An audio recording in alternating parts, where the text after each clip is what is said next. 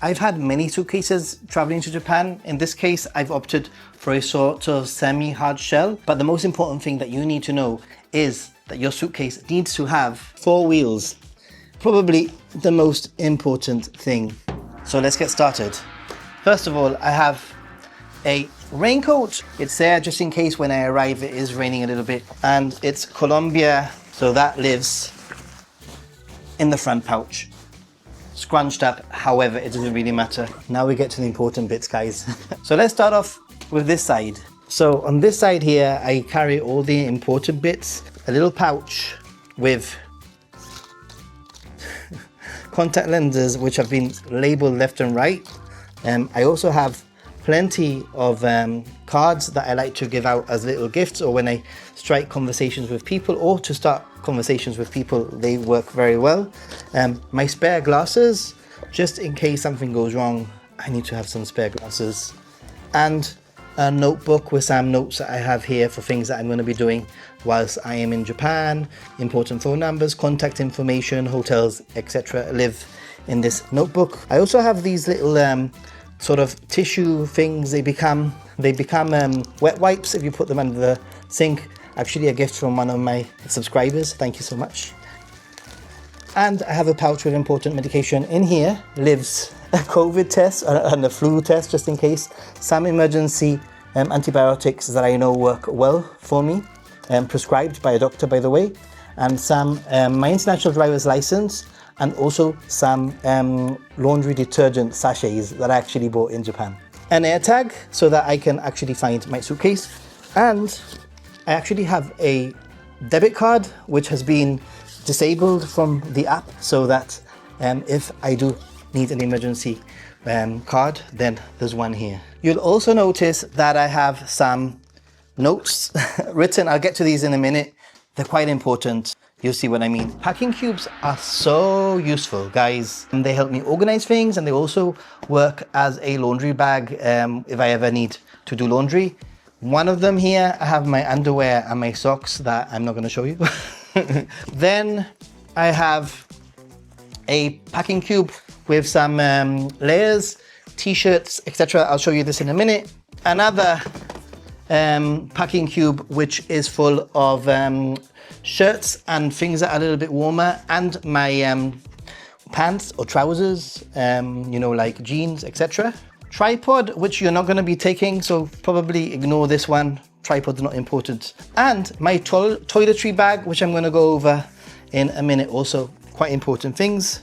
I also have very important little bag. I have some USB cables and the very, very important adapter that I'm going to be using when I arrive to charge my bits and bobs. I have an extra bag which can double as an emergency, you know, if anything gets wet or soggy or whatever, I can put in here, or even as a laundry bag.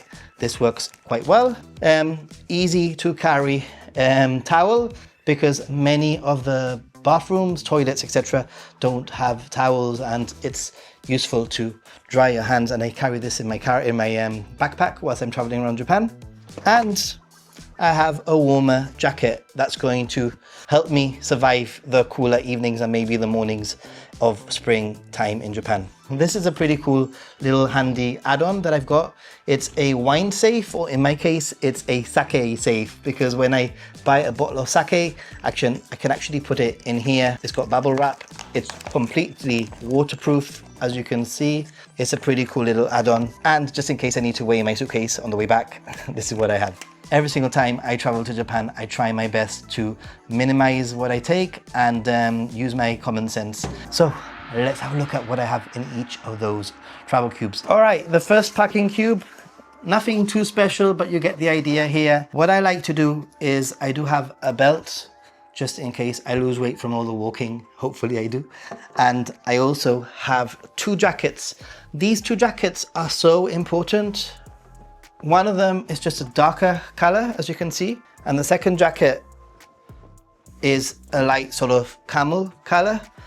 These jackets are perfect to create those layers that I frequently talk about when I speak about packing. I usually wear it over a t-shirt or over a long sleeved shirt, that kind of thing. It's a little bit more dressy and it feels a little bit more city vibey and in keeping with what people might wear in Japan. Nice and warm for those cooler mornings and evenings, but also breezy enough to be able to open up quickly and have that extra air.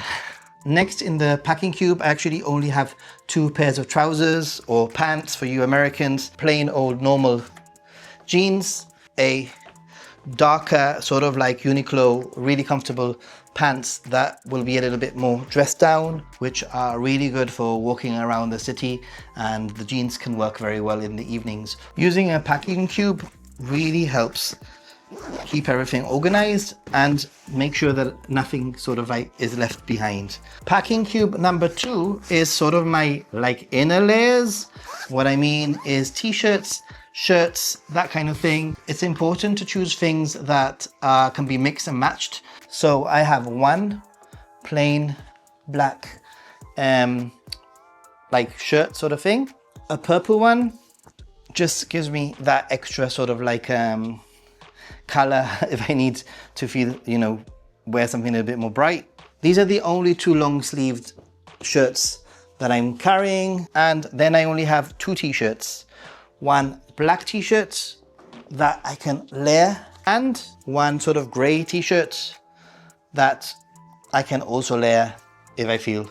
So I'll be mix and matching with the shirts and my trousers to, you know, make the wardrobe for the 8 nights that I'll be in Tokyo. Earlier on I showed you some notes I had written. These are actually quite important because what I find is that whilst I'm packing, I usually get some thoughts, some things that I need to remember to pack, and these are things that you might pack at the very, very end just before you're leaving. So excuse my very, very rough writing, but they are just scribbles. I have things like my shaving kit. Although Japan, you know, hotels and accommodation will have their own sort of like shaving gear, my very, very strong Mediterranean beard doesn't like it. So I've learned to keep to my own shaving kit. Deodorant is another one that I need to pack at the very, very end. Then I have here DJI Pocket, which is where I'm filming top down, my pocket camera. I have hair product, so that's my hair gel. My passport, not to forget, although I don't think I'll forget that. And very important here, I actually have sort out my eSIM. I actually got my eSIM with Sakura Mobile. You can use my affiliate link if you want to. They're pretty fantastic. English support, Japan-based, really good customer service. And you can actually set it up before you go so that when you actually arrive in Japan, you're ready to connect to the internet and get to your hotel or to start showing your photos on Instagram, etc. So I'll leave the affiliate link, and it's at no additional cost to you. So it's just a way to help the channel. Plus it's something that you need. So now the rather important toiletry kit. It's quite basic, but I'll go through a few of the important things. Not everything, but just a few of the important things.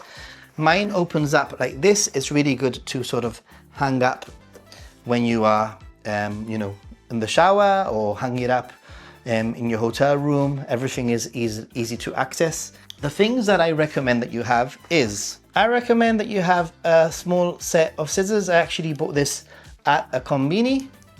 You never know when you're gonna need some scissors, surprisingly. So that lives in there. Down here, I actually have things like diarrhea relief tablets, ibuprofen, paracetamol, things that are legal to enter Japan. I don't have anything super crazy in here, and I have some indigestion tablets because they go, and vitamins because they work very, very well. I also have some pseudo-cream, which is like a skin healing thing. If I ever cut myself, I can have something to help with the cuts. And I have some toothpaste because I like my own toothpaste. A thermometer just in case I do get sick, because I'm just that kind of person that likes to know when they are sick. So generally just, you know, like emergency things that you're probably never going to use. but that are important. I also have some band-aids, some plasters, band-aids. Here we are, in here, some band-aids. I once cut myself when I was in Japan, and I didn't have any band-aids, and ever since it's been in my toiletry bag, and I always carry one also in my backpack, just in case. And just like that, I'm all packed for Japan. Some little bonus bits here. If I did want to carry a second bag inside, I usually carry a duffel bag like this one. However, when I am traveling, you know, longer in Japan, and I know that I'm going to be doing lots of luggage forwarding, I carry this awesome Samsonite bag, because I'll show you some of the cool things. First of all, it fits inside of my suitcase, so I can put things in there, and it's big enough for sort of like a day. My Mario World bracelet. It's big enough to fit the things that you need for maybe 2 or 3 nights. It's got plenty of compartments, and most importantly, it also has some wheels that you can carry. But apart from having wheels, it can also be used as a backpack, which is super convenient. Pockets at the front, and a big pocket for anything additional that rolls up like this. And if you want a more comprehensive packing list, then check out my latest Japan packing video with all the little details that I haven't mentioned here. This is how I pack for Japan. How do you pack for Japan? Check out my video.